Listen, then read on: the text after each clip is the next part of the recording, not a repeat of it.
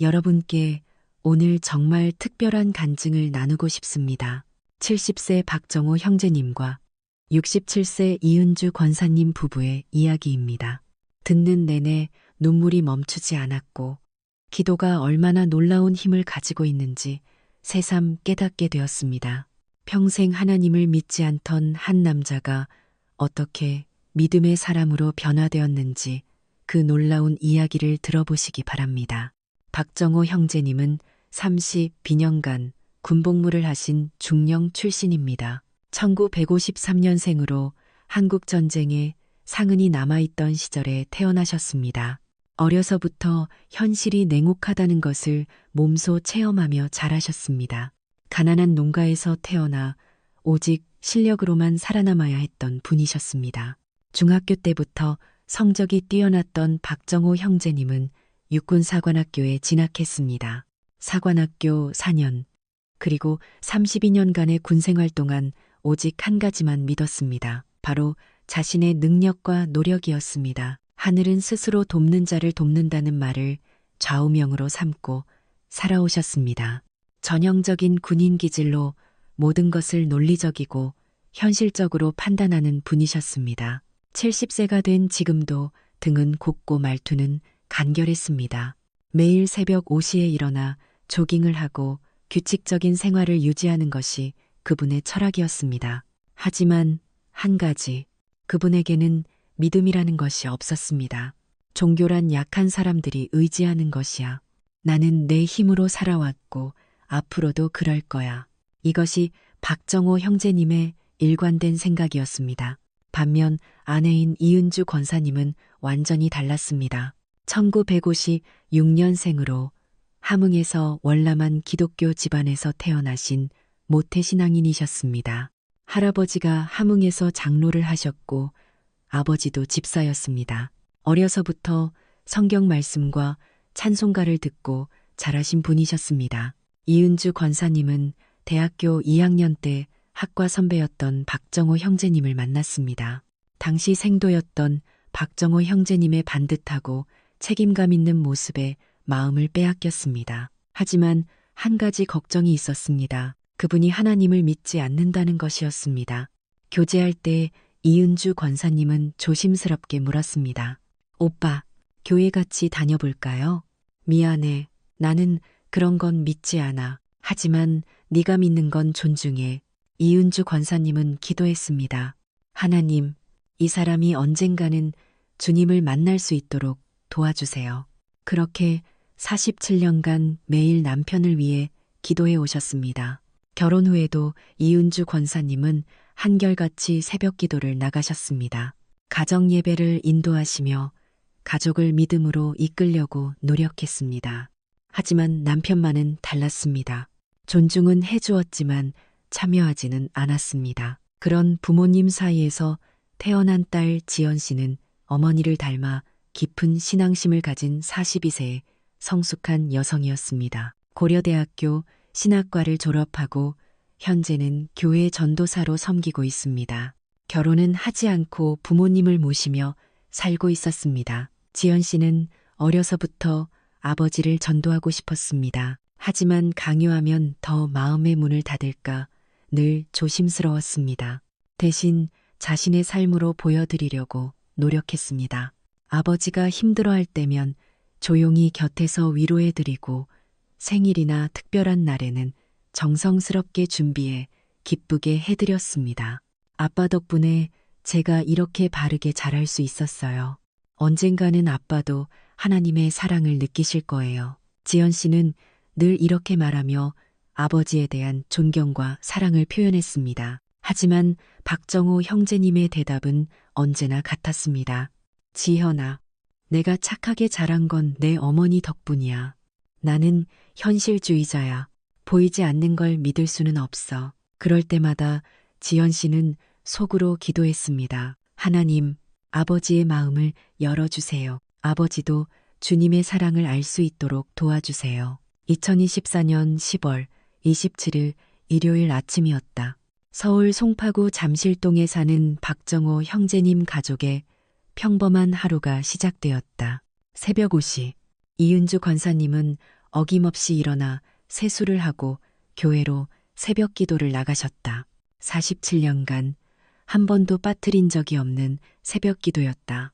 박정호 형제님은 아내가 나가는 소리에 잠깐 눈을 뜨고는 다시 잠들었다.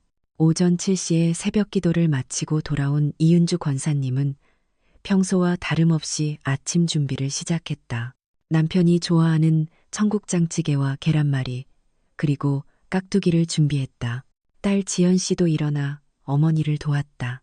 엄마, 오늘 날씨가 참 좋네요. 오후에 아버지와 함께 관악산 산책 어때요? 그래, 좋은 생각이다. 요즘 아버지가 운동이 부족하신 것 같아.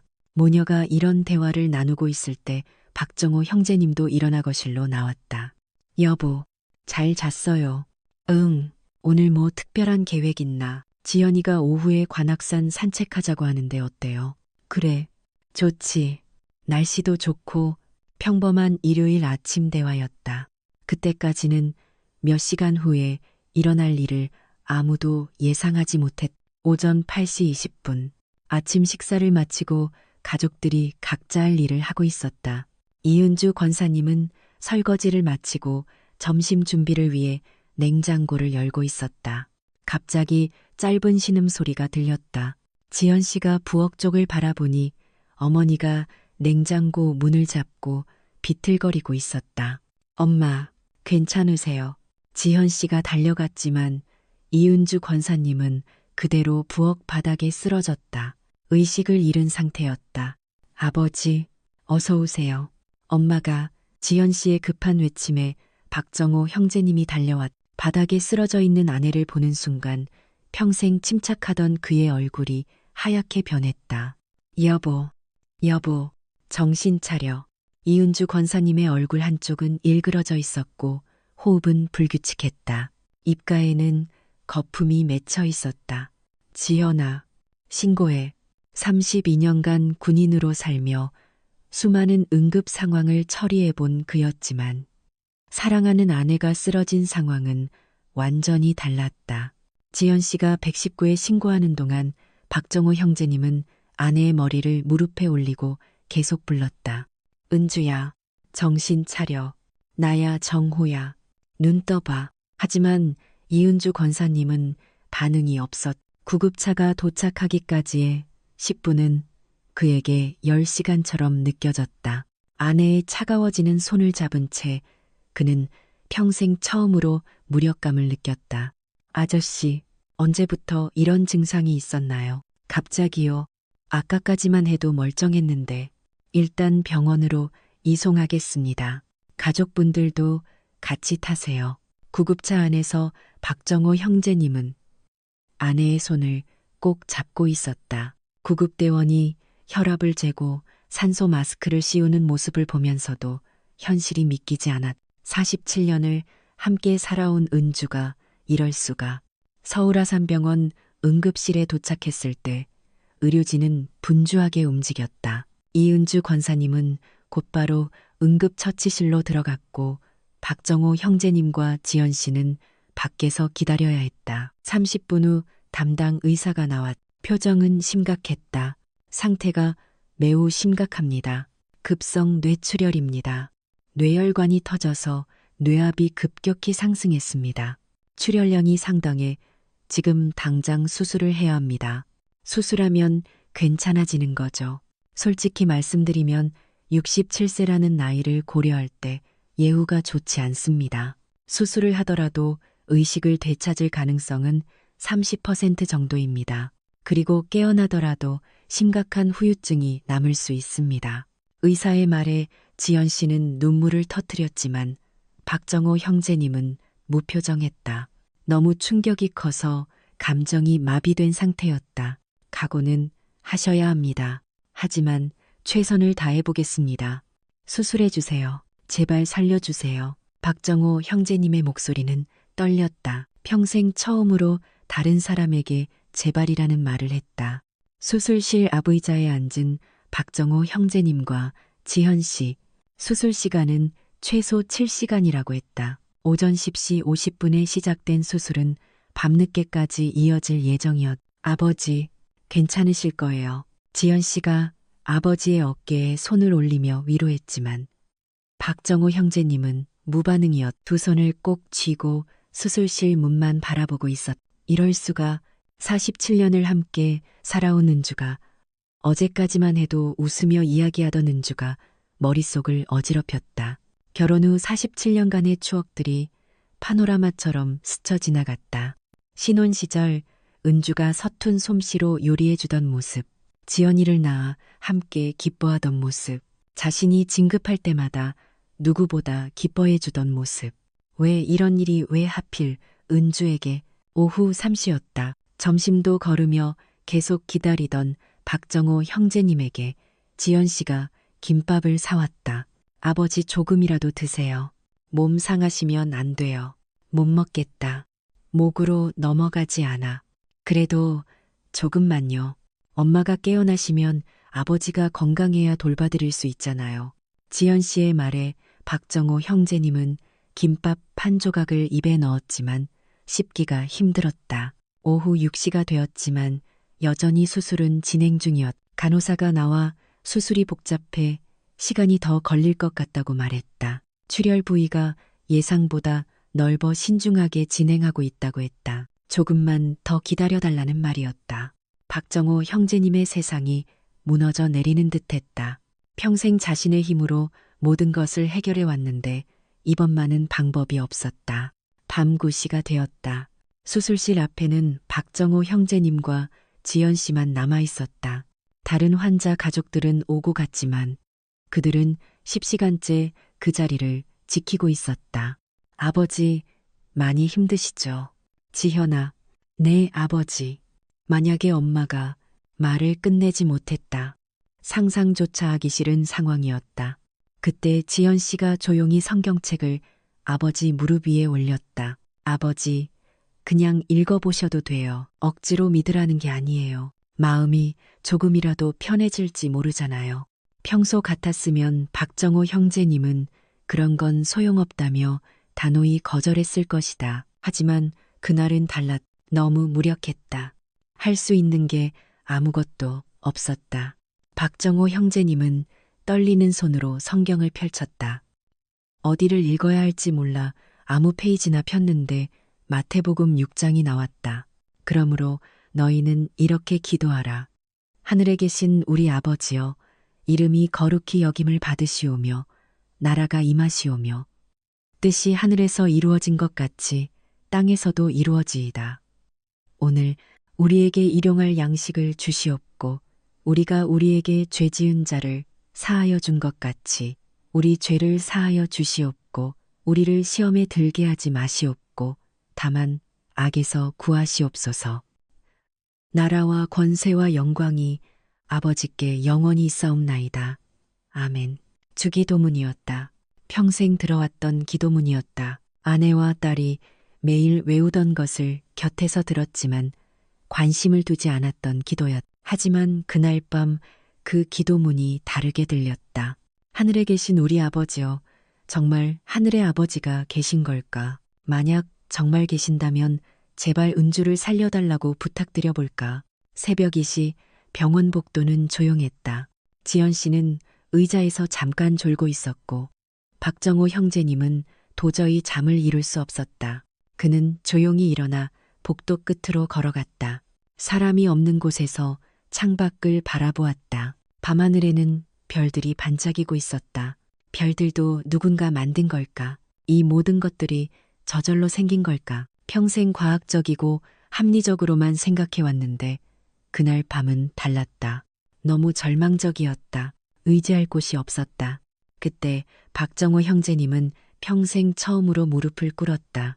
70년 인생에서 그 누구 앞에서도 무릎을 꿇어본 적이 없던 사람이었다. 부모님께도 상관에게도 누구에게도 굽히지 않고 살아온 자존심 강한 남자였다.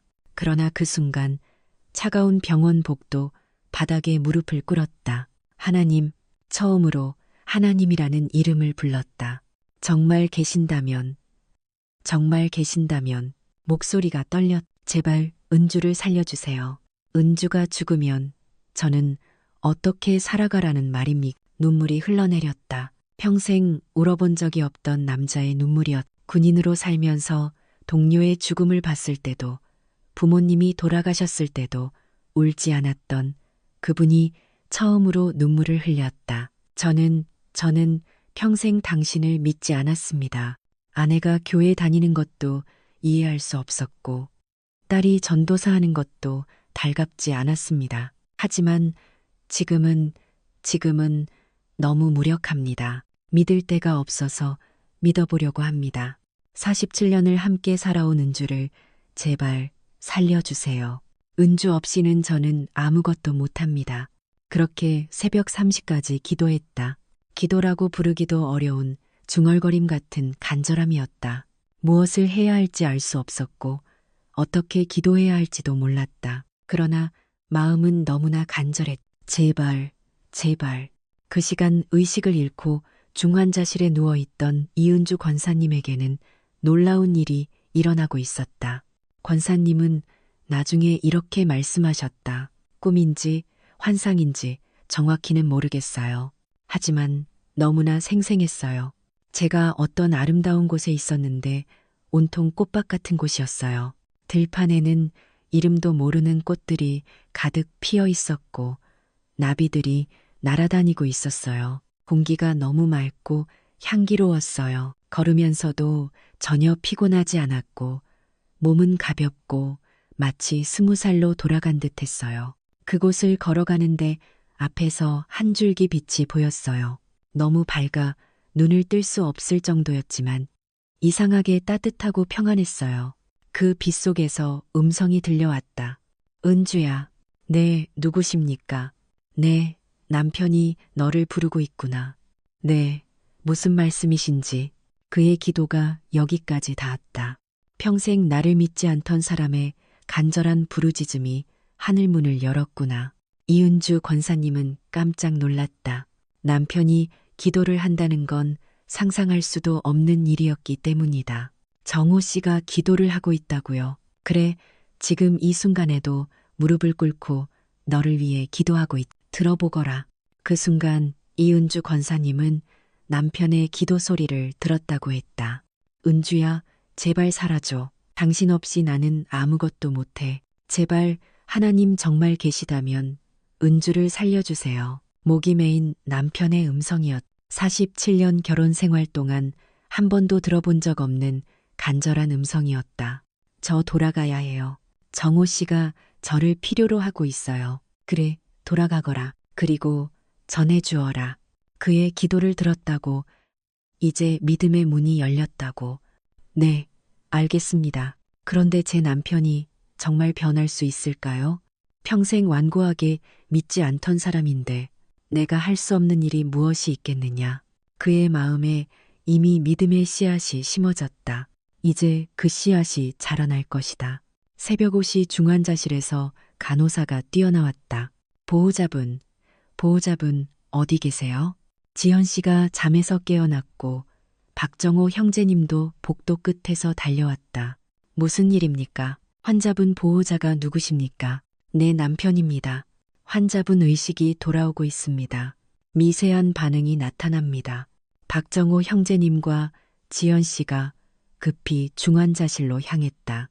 의료진들은 분주하게 움직였고 각종 모니터에서는 신호음이 울리고 있었다. 이은주 권사님의 눈꺼풀이 천천히 떠올랐다. 초점이 없던 눈동자가 서서히 또렷해지기 시작했다. 여보, 첫마디였다. 목소리는 약했지만 분명히 남편을 부르는 소리였다. 은주야, 정신 차렸구나. 괜찮아, 어디 아픈 데는 없어. 박정호 형제님은 아내의 손을 꼭 잡으며 말했다. 그의 눈에는 눈물이 가득했다. 정호 씨 기도 들렸어요. 무슨 소리야? 기도하셨죠? 무릎 꿇고 우시면서. 박정호 형제님은 깜짝 놀랐다. 아내가 의식을 잃은 동안 어떻게 그것을 알 수 있었단 말인가. 새벽에 혼자 복도에서 기도한 것을 누가 본 것도 아니었는데 어떻게 알았어? 하나님께서 들으셨대요. 정호 씨의 기도를. 담당 의사가 달려와 환자의 상태를 점검하더니 고개를 갸우뚱했다. 정말 놀랍습니다. 이 정도 출혈량에서 이렇게 빠르게 의식을 회복하는 것은 의학적으로 설명하기 어렵습니다. 그럼 이제 괜찮은 건가요? 아직은 완전히 안심할 수는 없습니다. 하지만 이 정도로 의식이 또렷하다면 회복 가능성은 매우 높습니다. 정말 기적에 가까운 일입니다. 간호사도 놀라워했다. 32년간 중환자실에서 근무했지만 이런 경우는 처음이라고 말했다. 어제 저녁까지만 해도 생명이 위태로운 상태였는데 그날부터 박정호 형제님은 달라지기 시작했다. 아내가 중환자실에서 일반 병실로 옮겨진 후에도 그는 매일 병원 옥상에 올라가 기도했다. 처음에는 어떻게 기도해야 할지 몰라 어색했지만 점점 자연스러워졌다. 하나님 정말 계시는군요. 70년을 살면서 처음 깨달았습니다. 병원 옥상에서 내려다보는 서울 시내의 풍경이 예전과는 달리 보였다. 빌딩도 자동차도 사람들도 모두 누군가의 계획과 섭리 안에서 움직이고 있는 듯했다. 제가 얼마나 교만했는지, 제가 얼마나 어리석었는지 이제야 알겠습니다. 지연 씨가 아버지의 변화를 가장 먼저 눈치챘다. 예전에는 병문안 와도 주로 말없이 앉아만 계셨는데 이제는 어머니와 많은 대화를 나누고 간병도 적극적으로 도왔다. 아버지 많이 달라지신 것 같아요. 그래, 나도 모르게 그런가. 네, 예전보다 훨씬 따뜻해지셨어요. 그리고 평안해 보이세요. 박정호 형제님은 딸 앞에서 처음으로 고개를 숙였다. 지현아, 미안하다. 그동안 아빠가 너무 고집스러웠구나. 너와 엄마가 믿는 하나님이 정말 계시는구나. 아버지 42년 동안 너와 엄마가 나를 위해 기도해 준 걸 이제야 알겠다. 고맙다. 지연 씨의 눈에 눈물이 맺혔. 42년간 기다려온 순간이었다. 이은주 권사님의 회복은 의료진도 놀랄 만큼 빨랐다. 뇌출혈 후에는 보통 몇 달의 재활치료가 필요한데 권사님은 3주 만에 혼자 걸을 수 있게 되었다. 정말 특이한 사례입니다. 67세의 나이에 이 정도 출혈에서 이렇게 빠른 회복은 의학 교과서에 실려도 될 정도입니다. 담당 의사의 말이었다. 회복 과정에서 이은주 권사님은 남편에게 자신이 경험한 영적 체험을 자세히 들려주었다. 당신이 기도하는 소리를 정말로 들었어요. 은주야, 제발 사라져. 당신 없이는 나는 아무것도 못해라고 하시던. 정말 신기하다. 내가 그렇게 기도한 건 맞지만 어떻게 당신이 들을 수 있었지? 하나님께서 들려주셨어요. 그리고 말씀하셨어요. 당신의 기도가 하늘문을 열었다고. 박정호 형제님은 더 이상 의심할 수 없었다. 과학적으로 설명할 수 없는 일들이 너무 많았. 그 무렵 그는 성경을 읽기 시작했다. 딸 지연 씨가 가져다 준 쉬운 번역 성경이었다. 아버지 창세기부터 차근차근 읽어보세요. 억지로 이해하려 하지 마시고 편한 마음으로 읽으세요. 처음에는 이해하기 어려운 부분이 많았다. 그러나 신약으로 넘어가 예수님의 이야기를 읽을 때는 달랐다. 특히 예수님이 십자가에서 돌아가시는 부분을 읽을 때는 가슴이 뜨거워졌다. 이분이 나를 위해서도 죽으신 건가? 한 달 후 이은주 권사님은 퇴원하게 되었다. 의사들도 놀라워하는 완전한 회복이었다. 후유증도 전혀 없고 모든 수치가 정상으로 돌아왔다. 정말 축하드립니다. 집으로 돌아온 첫날 밤 박정호 형제님은 아내에게 말했다. 은주야, 고마워. 살아줘서 고마워. 그리고 나도 이제 믿고 싶어. 정말이야. 응. 더 이상 부정할 수 없어. 하나님이 정말 계시고 우리를 사랑하신다는 걸 이제 알겠어. 그날 밤 박정호 형제님은 처음으로 가족과 함께 기도했다. 서툰 기도였지만 진심이 담겨 있었다. 하나님 감사합니다. 은주를 살려주셔서 감사하고 저에게 믿음을 주셔서 감사합니다. 앞으로 하나님의 뜻에 따라 살아가겠습니다. 퇴원 후 첫 번째 주일이었다. 박정호 형제님이 처음으로 교회에 가겠다고 했다. 47년 결혼 생활 중 처음 있는 일이었다. 정말 가실 거예요. 이은주 권사님이 믿기지 않는다는 표정으로 물었다. 응, 더 이상 미룰 수 없을 것 같. 하나님께 제대로 감사 인사를 드려야겠어. 그날 아침 박정호 형제님은 평생 처음으로 정장을 입었. 지연 씨가 미리 준비해둔 옷이었. 교회에 들어서는 그의 발걸음은 어색했지만 떨림과 감사가 함께했다.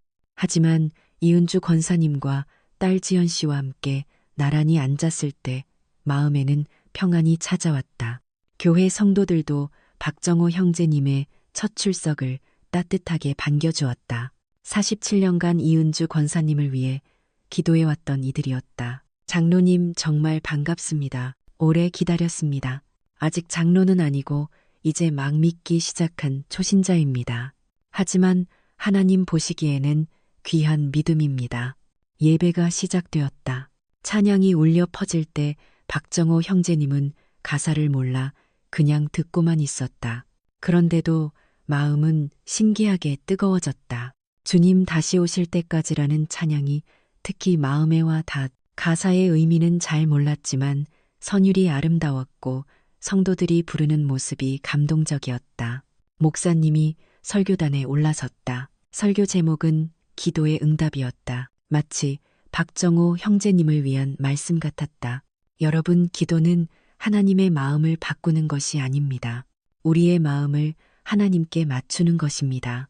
하나님은 우리가 기도하기 전부터 우리의 필요를 아시고 준비하고 계십니다. 박정호 형제님의 눈에 눈물이 맺혔다. 때로는 불신자의 간절한 부르짖음도 하나님은 들으신다. 그분은 사랑이시기 때문이다. 우리가 믿기 전부터 우리를 사랑하고 계시기 때문이다. 이사야 65장 24절에 이런 말씀이 있다. 그들이 부르기 전에 내가 응답하겠고 그들이 말을 마치기 전에 내가 들으리라. 하나님은 우리의 기도를 미리 아시는 분이다. 설교를 들으며 박정호 형제님은 자신의 경험을 떠올렸다. 하나님은 정말로 그의 기도를 들어주셨고 아내를 살려주셨다. 설교가 끝나고 기도 시간이 되자 박정호 형제님도 고개를 숙였다. 하나님 감사합니다. 70년을 살면서 처음으로 감사라는 말을 진심으로 드립니다. 은주를 살려주셔서 감사하고 저에게 믿음을 주셔서 감사합니다. 앞으로 남은 인생 하나님과 함께 살아가겠습니다. 예배 후 목사님이 박정호 형제님에게 다가왔다. 처음 나오셨다면서요. 반갑습니다. 네, 목사님 70세에 처음 교회에 나왔습니다. 늦지 않으셨습니다. 하나님께는 때가 있으십니다. 앞으로 천천히 배워가시면 됩니다. 그 이후로 박정호 형제님은 매일 아침 아내와 함께 주기도문으로 하루를 시작했다. 처음에는 지연 씨가 가르쳐 한 구절씩 따라했지만 금세 외우게 되었다. 하늘에 계신 우리 아버지여, 이름이 거룩히 여김을 받으시오며. 예전에는 그저 외우는 기도문이라 생각했지만 이제는 한 구절 한 구절의 의미가 마음에 와 닿았다. 특히 우리에게 일용할 양식을 주시옵고라는 부분에서는 항상 감사의 눈물이 흘렀다. 아내가 살아있다는 것, 함께 기도할 수 있다는 것이 얼마나 큰 은혜인지 깨달았기 때문이었다. 나라가 임하시오며 뜻이 하늘에서 이루어진 것 같이 땅에서도 이루어지이다. 이 부분을 기도할 때는 하나님의 계획과 섭리에 자신을 맡긴다는 의미로 받아들였다. 평생 자신의 뜻대로만 살려 했던 그가 이제는 하나님의 뜻을 구하게 된 것이다. 동네 사람들도 박정호 형제님의 변화를 놀라워했다. 예전에는 무뚝뚝하고 말수가 적던 분이 이웃들에게 먼저 인사를 건네고 어려운 일이 있으면 도우려 했다. 정호 형, 요즘 많이 달라졌네. 뭔 좋은 일 있나? 하나님을 만났어. 예수님을 처음으로. 아내가 쓰러져 병원에 있을 때 처음 기도했는데 정말로 들어주시더라고. 그렇게 담담히 말하는 그의 얼굴에는 평안이 가득했다. 군 동기들과의 모임에서도 화제가 되었다. 야, 정호야, 네가 교회를 다닌다고. 그래, 다니기 시작했어. 평생 종교는 미신이라 하던 내가 사람은 변할 수 있더라. 나도 이제 알겠어. 내가 얼마나 교만했는지. 동기들도 그의 진지한 모습에 놀랐다. 예전에는 종교 이야기가 나오면 비웃거나 화제를 돌렸는데 이제는 진지하게 대화에 임했다. 박정호 형제님과 이은주 권사님 부부는 지금도 건강하게 지내고 있다. 이은주 권사님은 뇌출혈 후유증 없이 완전히 회복되었고 박정호 형제님은 신앙생활에 점점 더 깊이 들어가고 있다. 현재 박정호 형제님은 매주 수요일에 서울아산병원 원목실에서 환자들을 위해 기도해주는 봉사를 하고 계신다. 특히 가족 중에 믿지 않는 분이 있는 환자들에게는 직접 자신의 간증을 나눈다. 저도 69살까지는 믿지 않았습니다. 평생 종교는 미신이라고 생각했고 아내가 교회 다니는 것도 이해할 수 없었습니다. 하지만 하나님은 포기하지 않으셨습니다. 가장 절망적인 순간에 제게 오셨습니다. 당신도 늦지 않았습니다. 그의 이야기를 들은 많은 환자들이 마음문을 열었다고 한다. 특히 나이 많은 남성 환자들이 그의 간증에 깊은 감동을 받았다. 딸 지연 씨는 이렇게 말했다. 42년간 아버지를 위해 기도했어요. 어머니도 47년간 기도하셨고요. 때로는 포기하고 싶을 때도 많았어요. 아버지는 평생 안 믿으실 거야 라고 생각한 적도 있었어요. 하지만 끝까지 기도했더니 하나님께서 가장 완벽한 때에 응답해 주셨어요. 기도는 정말 놀라운 것 같아요. 박정호 형제님은 작년에 세례를 받았다. 70세의 나이에 받은 세례였다. 세례식 날 가장 기뻐한 사람은 이은주 권사님이었다. 47년을 기다렸는데 이제야 진정으로 한 가족이 된 것 같아요. 현재 박정호 형제님은 교회에서 새가족부 교사로 섬기고 늦은 나이에 믿게 된 분들의 마음을 누구보다 잘 이해할 수 있기 때문이다. 저도 70년을 믿지 않았으니까 안 믿는 분들의 마음을 잘 압니다. 억지로 믿으라고 하면 안 돼요. 사랑으로 기다려주고 꾸준히 기도하는 게 중요합니다. 여러분, 이 간증을 들으면서 어떤 생각이 드셨습니까? 혹시 가족 중에 아직 믿지 않는 분이 계신가요? 부모님이나 남편, 아내, 자녀 중에 아직 교회에 나오지 않는 분이 있습니까? 포기하지 마세요. 하나님의 때가 있습니다. 박정호 형제님처럼 평생 믿지 않던 분도 하나님은 포기하지 않으셨습니다. 가장 절망적인 순간, 가장 무력한 순간에 하나님께서 찾아오셨습니다. 이은주 권사님과 지연 씨처럼 47년과 42년 동안 포기하지 않고 기도한 결과였습니다. 때로는 평생 안 믿을 거야 라고 생각하며 포기하고 싶을 때도 있었겠지만 끝까지 기도했기 때문에 이런 놀라운 역사를 체험할 수 있었습니다. 기도하세요. 끝까지 기도하세요. 여러분의 기도는 하늘에 상달되고 있습니다. 보이지 않는다고 응답이 없는 것이 아닙니다.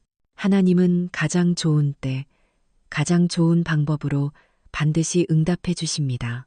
주기도문을 다시 생각해 보십시오. 예수님이 직접 가르쳐 주신 기도입니다. 단순히 외우는 기도가 아니라 우리의 삶이 되어야 할 기도입니다. 하늘에 계신 우리 아버지라고 부를 수 있다는 것은 얼마나 큰 특권입니까? 이 세상을 창조하신 하나님을 아버지라 부를 수 있다니요. 일용할 양식을 주시옵고 라고 기도할 때 오늘 하루도 하나님이 공급해 주실 것을 믿고 감사하는 마음을 가지십시오. 밥 한 끼, 호흡 한 번 쉬는 것까지도 모두 하나님의 은혜입니다. 우리가 우리에게 죄 지은 자를 사하여 준 것 같이 우리 죄를 사하여 주시옵고 이 부분은 정말 중요합니다. 용서하는 마음이 없으면 우리도 용서받을 수 없습니다. 박정호 형제님도 평생 하나님을 믿지 않은 죄를 용서받으셨듯 우리도 다른 사람을 용서해야 합니다. 혹시 이 자리에 박정호 형제님처럼 아직 믿지 않는 분이 있습니까? 늦지 않았습니다. 하나님은 여러분을 기다리고 계십니다. 지금 이 순간에도 여러분을 사랑하고 계십니다. 겸손한 마음으로 하나님께 나아가 보십시오. 하나님 정말 계신다면 저에게도 알려주십시오. 하고 기도해 보십시오. 진심으로 구하는 자에게 하나님은 반드시 응답하십니다. 여러분의 믿음과 기도 제목을 나누어 주십시오. 함께 기도하겠습니다. 특히 가족 중에 아직 믿지 않는 분이 있다면 이름을 적어 주십시오. 함께 기도하겠습니다. 하나님의 은혜와 평안이 여러분과 여러분의 가정에 충만하기를 축복합니다. 특히 아직 믿지 않는 가족들을 위해 계속 기도하시고 포기하지 마시기 바랍니다. 하나님의 때는 반드시 있습니다.